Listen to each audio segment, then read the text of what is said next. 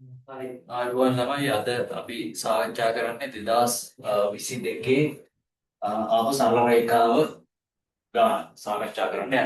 හරි. ඒක මුලින්ම කරනවා තියරි කොටසක්. ඒ තියරි කොටස සාධනය කරමු අපි. ඒ කියන්නේ බාහිර ලක්ෂයක සිට රේඛාවකට ඇඳි ලම්බකයේ දිග ගණනය කිරීම. දැන් උන p x0 y0 කියලා තියෙන ලක්ෂයේ ඉඳන් මෙන්න මේ සරල රේඛාවට අඳිමුර වන ලම්බකයේ දිග. මෙයාට මෙහෙම ලම්බකයක් හැන්දාම මෙතන අංශක 8ක් වෙනවා. මෙන්න මේ දිග තමයි අපි ගණනය කරන්න ඕනේ. L කියලා අපි ගමු. මෙතන මේ ලක්ෂය දැන් තියරි කොටසනේ මේක මම කියලා දීලා තියෙනවා. අවබෝධ සැරයක් කරගන්න. L ලක්ෂය කියලා ගමු. මේ. එතකොට මට පුළුවන් PM ලක්ෂය මත, ඒ කියන්නේ PM රේඛාව මත, PM රේඛාව මත සාධාරණ x, y සාධාරණ x, y කණ්ඩායමක් පරාමිති කරන්න. අපිට හොයන්න පුළුවන් දැන් ඒක හොයන්න නම් මෙයාගේ අනුක්‍රමණය දැනගන්න එපේ. අනුක්‍රමණය දැනගන්න ඕනේ. අනුක්‍රමණය හොයමු. දැන් මේ මෙන්න මේ රේඛාව මම L එක කියලා ගන්නම්. මේ රේඛාව L එක.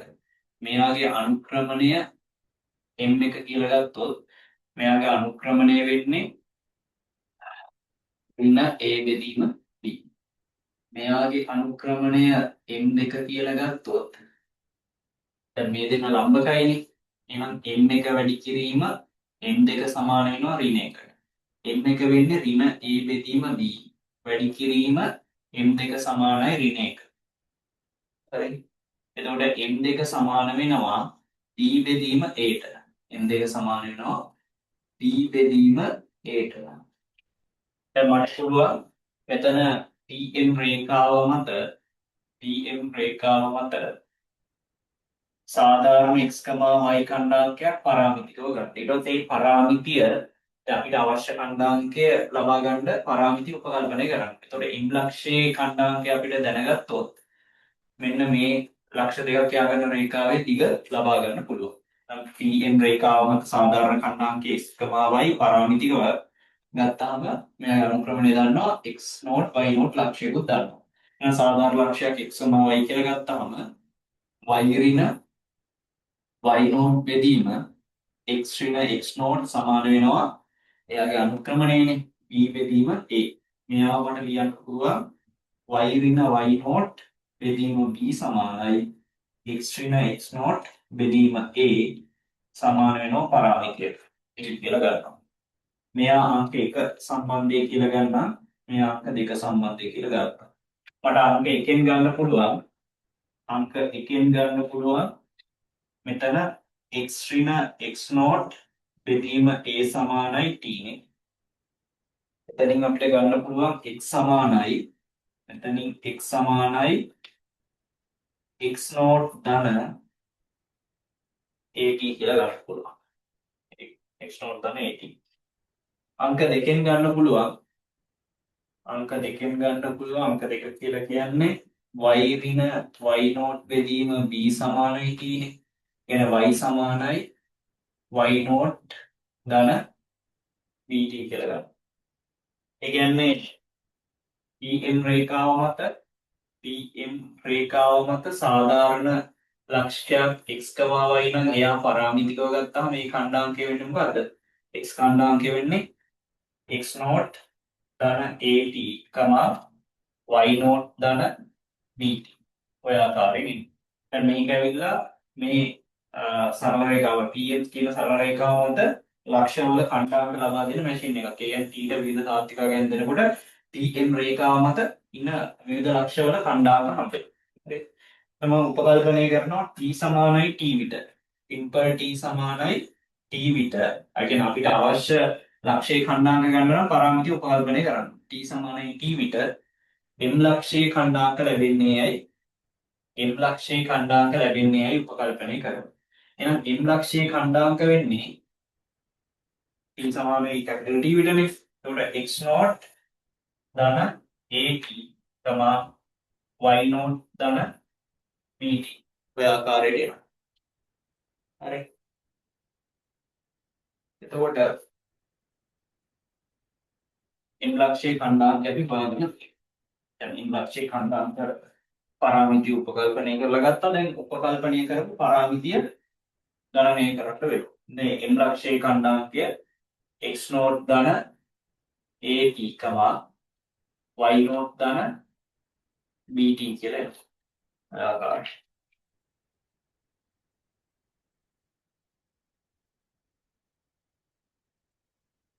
වෙන උපකල්පිත පරාමිතිය ගණනය කරන්න අපිට පුළුවන් m ලක්ෂය මෙන්න මේ සරල රේඛාව මත පිහිටි. ඒ සරල රේඛාවේ සමීකරණය තෘප්ත කරනවා. කියන්නේ සරල රේඛාවක් මත පිහිටි ලක්ෂ සරල රේඛාවේ සමීකරණය තෘප්ත කරනවා. එතනින් කියන්න පුළුවන් m ලක්ෂය ax ධන by ධන c සමානයි බිඳුව රේඛාව මත පිහිටි බැවින් තෘප්ත වේ. අපිට ගන්න පුළුවන් මේ ඛණ්ඩාංකය මේ සමීකරණයට ආදේශ කරන්න පුළුවන්. a x නෝට් ධන at ධන b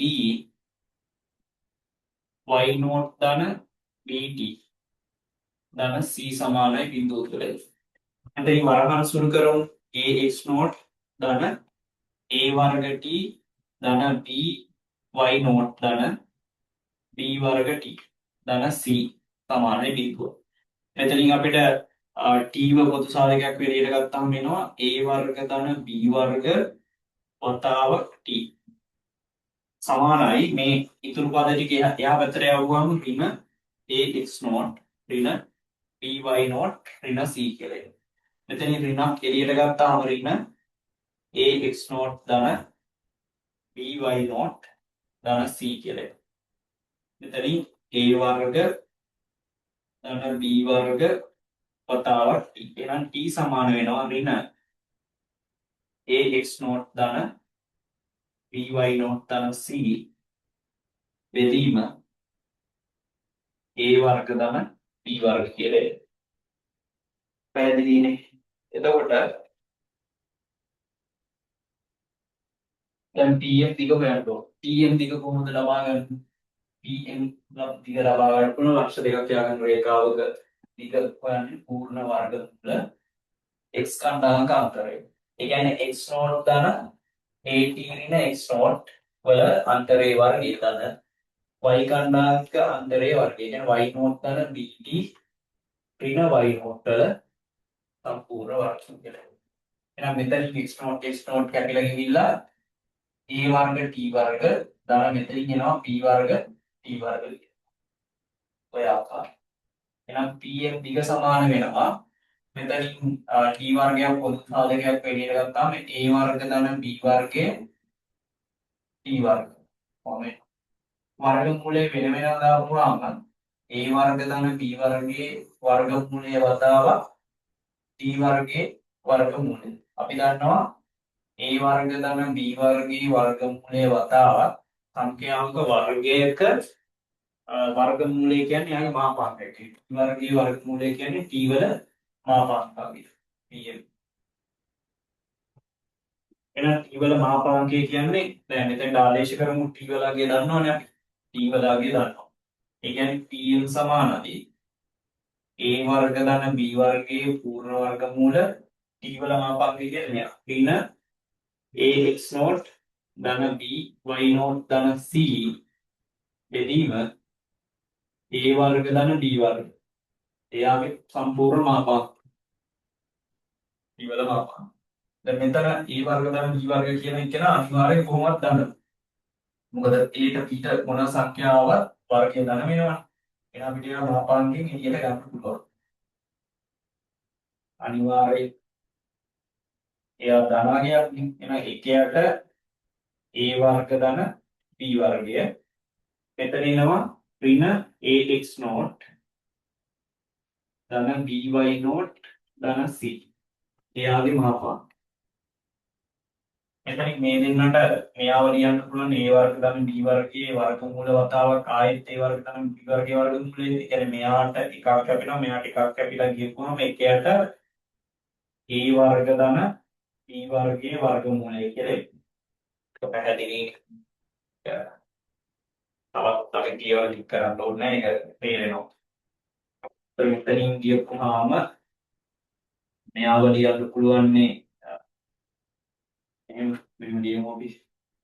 එහෙම තියෙන a වර්ග ධන b වර්ගයේ පූර්ණ වර්ගමූල වැඩි කිරීම එකයට a වර්ග ධන b වර්ග න්‍යාය ලියන්න පුළුවන් මෙහෙම. a වර්ග ධන b වර්ගයේ වර්ගමූලය වතාවක් a වර්ග ධන b වර්ගයේ වර්ගමූලය කියලා. දැන් එකයට එකක් කැපිලා තමයි මේ විදිහට එන්නේ. පැහැදිලි? හරි. එහෙනම් මෙතනින් අපිට ගන්න පුළුවන් මෙන්න මේ අගය ගත්තාම දැන් හිතන්නකෝ ඍණ 5 වර්ගමූල මේ මාපාංකය 5යි. 5 මාපාංකය ඒ 5මයි නේ. ඒකේ වෙනසක් නැහැ. ඒ කියන්නේ ඍණ මේ ප්‍රකාශනයේ මාපාංකය කියන එක මම මෙහෙම ලියලා ax0 ධන by0 ධන c ඔය විදිහට. يعني යගේ ධනාංගයේ මාපාංකය ගැටලුවක් නැහැ. එහෙනම් මෙතනින් pm ටික ලියන්න පුළුවන්. يعني pm ටික නැත්නම් l කියලා ගන්න කන්නේ. දැන් මෙතන l රේඛාවක් කියලා දිනවනේ. මේක අපි a කියලා වගේ ගමුකෝ. a කියලා ගන්න නැත්නම් k ටික pm ටික ගන්න පුළුවන් මේ ආකාරයෙන් ax0 ධන by0 ධන c වල සම්පූර්ණ මාපාංකය බෙදීම a වර්ග ධන b වර්ගයේ වර්ගමූලය. ඔබ තමයි පෙන්වන්න කියලා කියන්නේ. ඔක තමයි තියරි කොටස. නම් තියරි කොටස ඔය ඉදිරිපත් කිරීම යටතේ අපිට කරන්න පුළුවන්. හරි. දැන් කොහොමද සරල රේඛාව ගණන් වලදී මුලින්ම තියරි කොටසක් සාධනය කරන්න දීලා ඒක භාවිතයෙන් ගැටලුවක් විසඳන්න තමයි දෙන්නේ. ඒතර මෙන්න මේ විසඳපු සාධනය කරපු සිද්ධාන්ත කොටස පාවිච්චි කරලා ගැටලුවක් විසඳන්න ඇති බලන්න. ඒ කොටසක් හරි භාවිතා කරන්න තියෙන්නේ. ඊළඟට කියනවා මෙන්න මේ L එක L දෙක යන පිළිවෙලින් මෙන්න මේ සරල රේඛා කියලා කියනවා. එයාගේ ඡේදන ලක්ෂ්‍ය මේක කියලා පෙන්නන්න ඔය කියන්නේ. අපි ගමු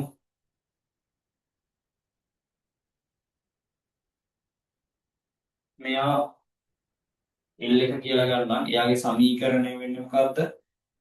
4x ඍණ 3y ධන 8 සමානයි බිඳුව. මෙයා L2 රේඛාව කියලා ගන්නවා. මෙයාගේ සමීකරණය වෙන්නේ 3x ඍණ 4y ධන 13 සමානයි බිඳුව කියන එක. එයාගේ ඡේදන ලක්ෂ්‍ය හොයන්න කියලා කියන්නේ. මෙතන ඡේදන ලක්ෂ්‍ය මෙන්න මෙයා කියලා පෙන්නන්න කියලා. a සමානයි 1 4 දී ඡේදනය වෙනවා. අපි දන්නවා ඡේදන ලක්ෂ්‍ය හොයන්නේ සරල රේඛා දෙකක් ඡේදන වන ලක්ෂ්‍ය හොයන්න පුළුවන් සරල රේඛා දෙක සමගාමීව විසඳලා. මෙතනින් ගන්න පුළුවන් වෙන සරල රේඛා දෙක සමගාමීව විසඳන්න 4x ඍණ 3y සමානයි ඍණ 8. මෙයා අංක 1 කියලා ගන්නවා. ඊළඟට ගන්න පුළුවන් 3x ඍණ 4y සමානයි ඍණ 13. මෙයා අංක 2 කියලා ගන්නවා. අඩ පුළුවන් පළවෙනි සමීකරණය මම වැඩි කරන්න. දැන් සමගාමී සමීකරණ විසඳන්න ගන්නවානේ. පළවෙනි සමීකරණය වැඩි කරනවා 3ෙන්. අඩු කරනවා දෙවෙනි සමීකරණය වැඩි කරනවා 4ෙන්. එතකොට x වල කැපිලා යයි. පළවෙනි සමීකරණය 3ෙන් වැඩි කරපුවාම එන්නේ 12x ඍණ 9y. ඊට පස්සේ දෙවෙනි සමීකරණය අඩු කරන්න තියෙන්නේ. අඩු කිරීම දෙවෙනි සමීකරණය 4ෙන් වැඩි කරනවා. ඒ කියන්නේ 12x ඍණ 16y සමානයි දකුණු පසත් ඒ විදිහටම කරනවා. ඍණ 3 8 කියලා කියන්නේ 24. ඍණ 24 අඩු කිරීම ඍණ 13 4ෙන් වැඩි වුණාම වෙනවා 4 වරක් 3 12 එකක් ඉතුරුයි 4 වරක් 1 4 1 ඍණ 52 කියලා. මෙතනින් සුළු වුණාම වෙනවා 12x ඍණ 9y ඍණ 12x ධන 16y සමානයි එතන ඍණ 52 එක. ඍණ 13 වැඩි වෙන්නේ. ඒතර ඍණ 24 ඍණ එක වැඩිලා ධන 52 කියලා එන්න. මෙතනින් ගන්න පුළුවන් 8යි 28යි කියලා එනවා. මෙහාට මෙහා කැපිලා යනවා. ඍණ 9යි ධන 16යි නම් මෙතන ඉන්නේ 7යි y කියලා. y සමානයි 28 බෙදීම 7 කියලා කියන්නේ 4යි කියලා යනවා. ඉතින් මට අංක 1ෙන් ගන්න පුළුවන් 4යි x ඍණ 3යි y කියන්නේ 4නේ සමානයි ඍණ 8යි. ඒ කියන්නේ 4යි x සමාන වෙනවා ඍණ 8 ධන 12ට. ඒ කියන්නේ 4යි x x සමානයි 1යි කියලා. එහෙනම් මෙතන ඡේදන ලක්ෂයේ ඛණ්ඩාංක a නම් කේවල ඛණ්ඩාංක එනවා 1,4 කියලා. ඕකනේ පෙන්වන්නේ කියලා කියන්නේ ඡේදන ලක්ෂය ඕකයි කියලා පෙන්වන්න කියනවා. හරි. එහෙනම් අපි ඉදිරිපත් කිරීම කරා. ඊළඟට මොකද කියන්නේ කියලා බලමු. සුළු කෝණ L1 හා L2 අතර සුළු කෝණයේ සමච්ඡේදකය අතර සුළු කෝණයේ සමච්ඡේදකයේ පරාමිතික සමීකරණය x සමානයි t y සමානයි t ධන 3. x සමානයි t y සමානයි t ධන 3. කියන්නේ පරාමිතික ඛණ්ඩාංකය. කියන්නේ සුළු කෝණ සමච්ඡේදකයේ පරාමිතික ඛණ්ඩාංකය තමයි ඔය විදිහට දෙන්න කියලා කියන්නේ. ඔය විදිහට දෙන්න කියලා කියන්නේ. x සමානයි t y සමානයි t ධන 3. t ධන 3. ඔක තමයි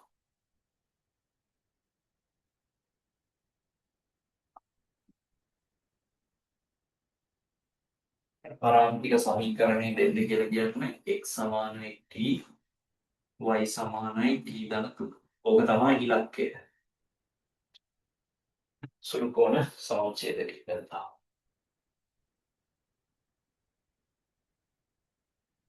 දැන් ප්‍රධාන වශයෙන් මේ සරල රේඛා දෙකක් ඡේදනය වුණාම ඒ කියන්නේ ඡේදන වුණාම කෝණ හතරක් හැදෙනවනේ. ඒ හතරේ ප්‍රධාන වශයෙන් කෝණ දෙකයි. එකක් මහා කෝණය අනිත් එක සුළු කෝණය.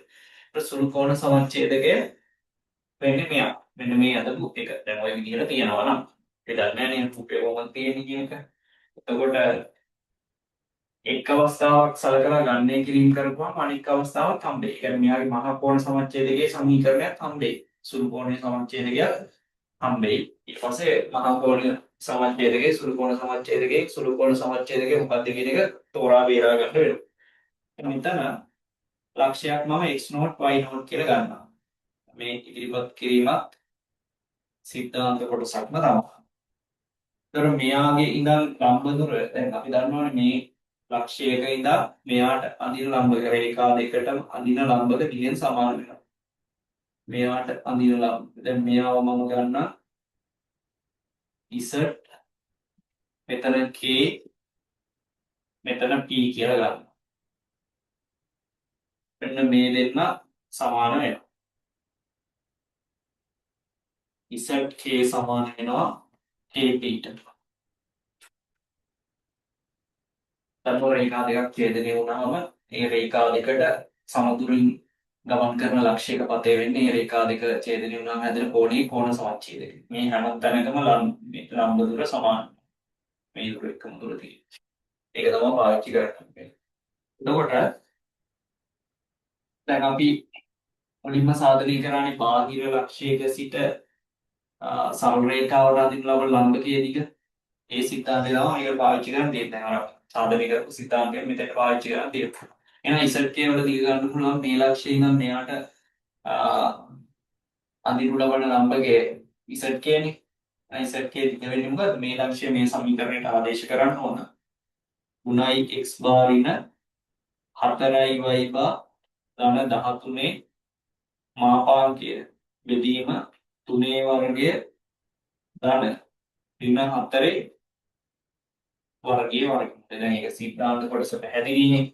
ඒක අපි කතා කරන්න ඕන නම් මේක හදන්න කලින් සාරාංශය කියලා අවසානට මෙන්න ලිව්වත් ගැටලුවක් නැහැ. මම ගත්තාම දැන් ඒක අනවශ්‍ය වැඩක් නම් මම පැහැදිලි වෙන්න කියන්නම්කෝ. ax ධන by ධන c සමානයි v2. මෙතන x නෝට් y නෝට් ලක්ෂය තියෙනවා. p ලක්ෂය මතක විදිහට.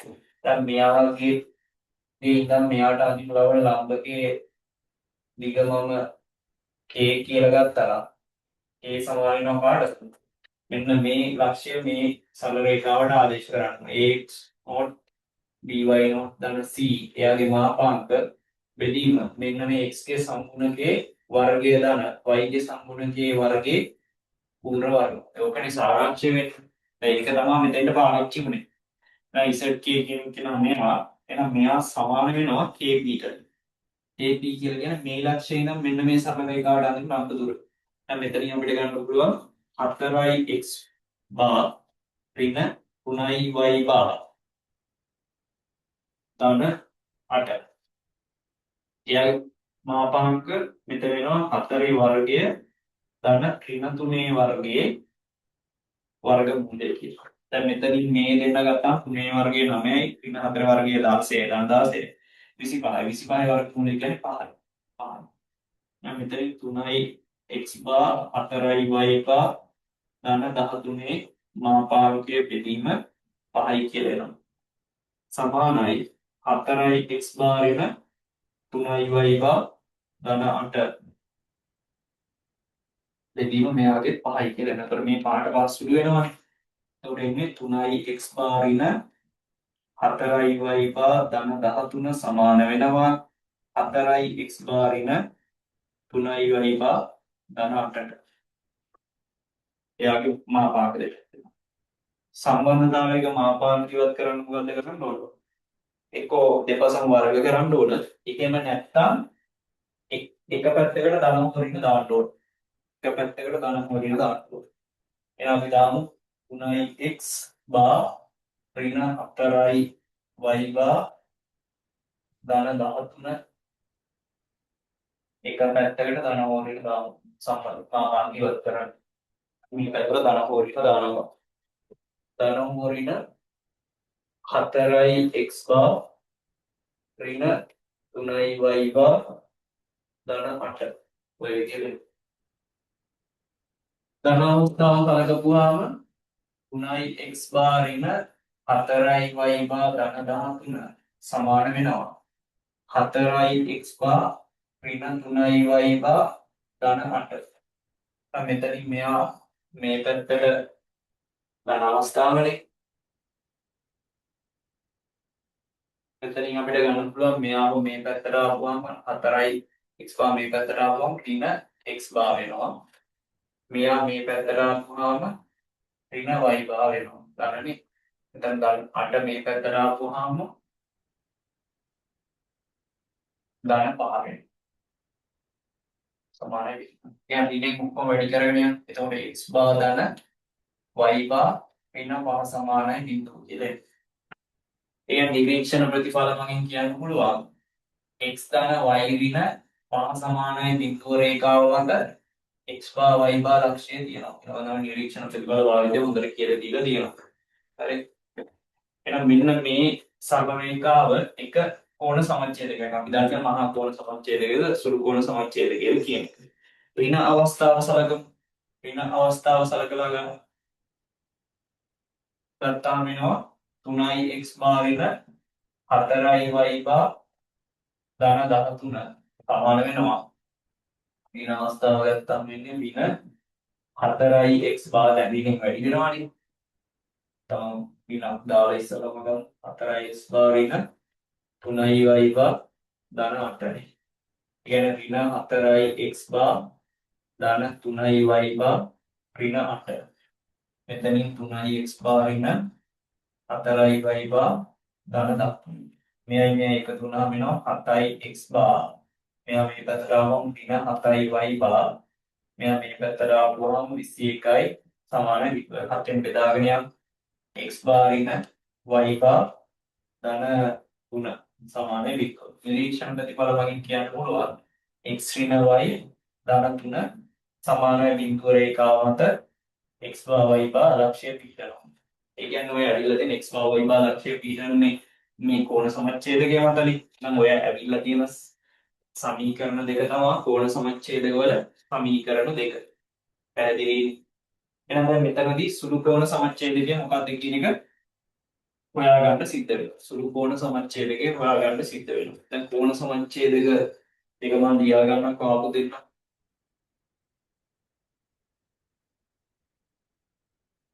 එතනින් ලියාගමු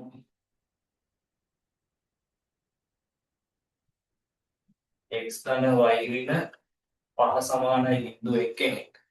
අනිත් එක්කෙනා x ඍණ y ධන 3 සමානයි බිංදුව. මම උපකල්පනය කරනවා මෙන්න මේ පළවෙනි එක්කෙනා කෝණ සුළු කෝණ සමච්ඡේදකය කියලා. එක්කෙනෙක්ව උපකල්පනය කරනවා සුළු කෝණ සමච්ඡේද.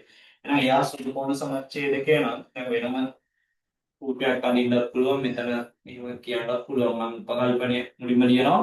මොකද x ධන y ඍණ 5 සමානයි බිංදුව සුළු කෝණ සමච්ඡේදකය ලෙස උපකල්පනය කරමු.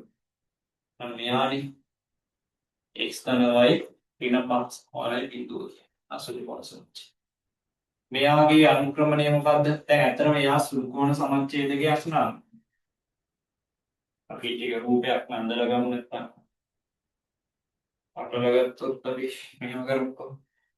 මෙයාගේ සමීකරණය වෙන්නේ 4x ඍණ 3y ධන 8 සමානයි බිංදුව. ඒ උපකල්පනය කරන්න සුළු කෝණ සමච්ඡේදකේ මෙයා කියලානේ. ඒතර x ධන y ඍණ 5 සමානයි බිංදුව. මෙයාගේ අනුක්‍රමණය m2 කියලා ගමු. මෙයාගේ අනුක්‍රමණය m1 කියලා ගමු. m1 සමාන වෙනවා m1 සමාන වෙනවා 4 බෙදීම 3ට. m2 සමාන වෙනවා මෙතනින් y උත්ත වුණාම මෙයා ඍණ 1යි. ඍණ 1යිනේ මෙයාගේ අනුක්‍රමණය වෙන්නේ. ඍණ 1ක් ඕනේ. පැහැදිලිද? එතකොට මේ කෝණය θ. දැන් බැරි වෙලාව අතර මෙයා සුළු කෝණ සමච්ඡේදකය නම් අපි උපකල්පනයක් කරන්නේ. සුළු කෝණ සමච්ඡේදකය නම් θ මොකද වෙන්නේ? θ 45ට වඩා අඩු වෙන්න ඕනේ. ඒ කියන්නේ tan θ කියන එක කෙනා එකට වඩා අඩු වුණා අපිට කියන්න පුළුවන් මෙයා සුළු කෝණ සමච්ඡේදකය කියලා. පැහැදිලිද? tan θ කියන එක කෙනා එකට වඩා අඩු වුණා. ඒක තමයි අපේ අදහස. එහෙනම් tan θ ඔය tan θ වල tan θ අපිට ගන්න පුළුවන් රේඛා දෙකක් ඡේදනය වීමෙන් සෑදෙන කෝණයේ වෙන සිද්ධාන්තය මතකයි. කොහොමද එන්නේ? m1 ඍණ m2 බෙදීම 1 ධන m1 m2. එයාගේ සම්පූර්ණ මාපාක්ෂය. එහෙනම් tan θ සමාන වෙනවා m1 වෙන්නේ මොකද්ද? 4 බෙදීම 3යි. 4 බෙදීම 3 ඍණ 1. බෙදීම 1 ධන 4 බෙදීම 3 වැඩි කිරීම ඍණ 1. එහෙනම් tan θ සමාන වෙනවා මෙතන ධන වෙනවනේ. මෙතන ධන වෙනවනේ.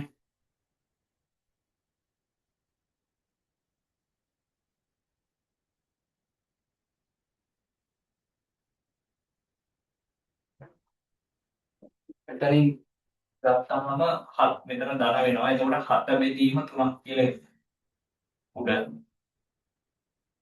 යට එනවා. මෙතන ඍණනේ. ඒ කියන්නේ 1 ඍණ 4 බෙදීම 3යි. ඒ කියන්නේ 3 ඍණ 4නේ. එතකොට එනවා ඍණ 1 බෙදීම 3ක් කියලා. ඍණ 1 බෙදීම 3ක් කියලා. එහෙනම් tan θ සමාන වෙනවා භාග සුළු කිරීම පුළුවන් අපිට 7 බෙදීම 3යි. මෙයා උඩයට මාරු වෙනවනේ ಗುಣ වෙන්නේ. ඒ කියන්නේ ඍණ 3ෙන් තමයි ಗುಣ වෙන්නේ. ඒ කියන්නේ මෙයා කැපිලා යනවා. ඍණ 7 මාපාංකය කියන්නේ 7යි. දැන් ඒ කියන්නේ tan θ මොකද වෙන්නේ? tan θ විශාලයි එකට වඩා. කියන්නේ tan θ විශාලයි එකට වඩා. ඒ කියන්නේ අපි උපකල්පනය වැරදි. tan θ එකට වඩා පුරා වුණොත් තමයි මෙයා සුළු කෝණ සමච්ඡේදකේ වෙන්නේ. එහෙනම් එම නිසා අපේ උපකල්පනය වැරදි. කවුද එතකොට සුළු කෝණ සමච්ඡේදකේ වෙන්නේ? සුළු කෝණ සමච්ඡේදකය වෙන්නේ අනිත් එක්කෙනා. ඔන්න මෙයා තමයි සුළු කෝණ සමච්ඡේදකය. හරි.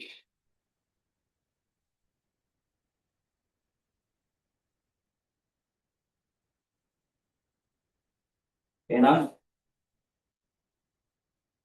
පළවෙනි රූපයක් අඳින්න අදලා මෙන්න මේ සුළු කෝණ සමච්ඡේදකය ලකුණු කරන්න ඕන මේ දැන් මේ කියන්නේ ලකුණු කරන්නේ නැහැ කියලා වලුත් නැහැ වෙනම කටුවට වගේ හදගත්තාම x ඍණ y ධන 3 සමානයි බිඳුව තමයි මෙයාගේ සුළු කෝණ සමච්ඡේදයේ හරියම කියලා.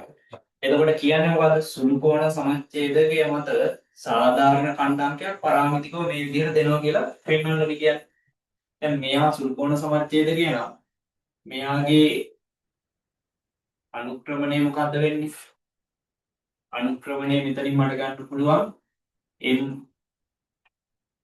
m3 කියලා ගමු. m3 සමාන වෙනවා 1ට. m3 සමාන වෙනවා 1ට. හරි. y දුනාම x ගේ සම්පූර්ණක එකක් වෙනවා.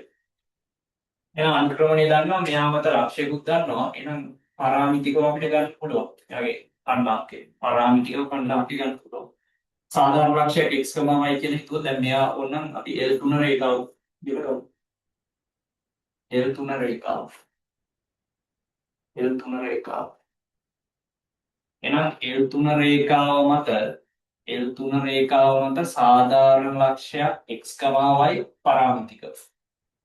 අපිට පුළුවන් y ඍණ 4 බෙදීම x ඍණ 1 සමානයි. එයාගේ අනුක්‍රමණය 1යිනේ. 1 කියන්නේ 1 බෙදීම 1 කියන එක.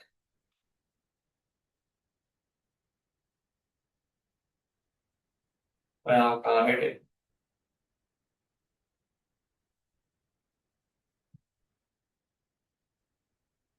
දැන් මෙතන පළමුව වෙන්න ඕනේ මෙතන දැන් ගමුකෝ. දැන් මෙතන t කියලා තමයි තියෙන්නේ නේ. t කියලානේ පරාමිතිකව තියෙන්නේ. x සමානයි t සමාන t ධන 3. t ධන 3ක් තියෙන්නේ. ධන 3ක් තියෙන්නේ. දැන් මෙතනින් එනකොට මෙයාව අපිට ගන්න පුළුවන් මේ විදිහට. y ඍණ 4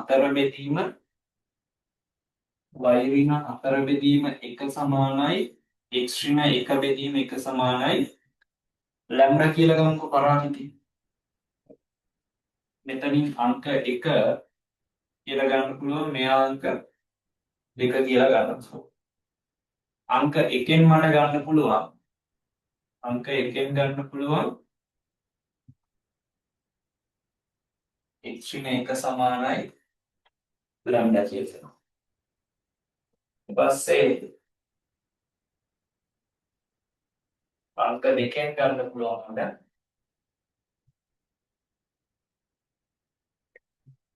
y ඍණ 4 සමානයි ලැම්ඩා කියලා. එතකොට එනවා x සමානයි 1 ධන ලැම්ඩා කියලා.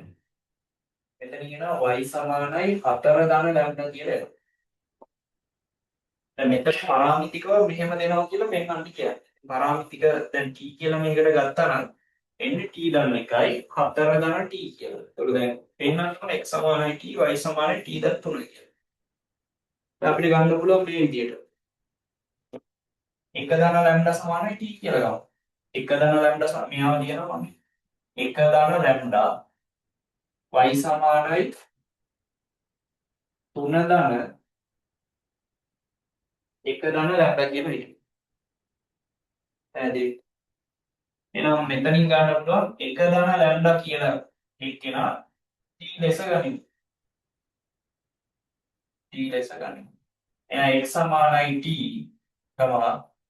y සමානයි 3 ධන t නැත්නම් t ධන. ඔය ආකාරයෙන් ප්‍රකාශ කරන්න පුළුවන්. මෙහි t අනු 1 ධන ලැම්ඩා වෙනවා. එහෙනම් මෙයාගේ L3 රේඛාවේ සාධාරණ ලක්ෂ්‍යයක් පරාමිතිකව අපිට ගන්න පුළුවන්.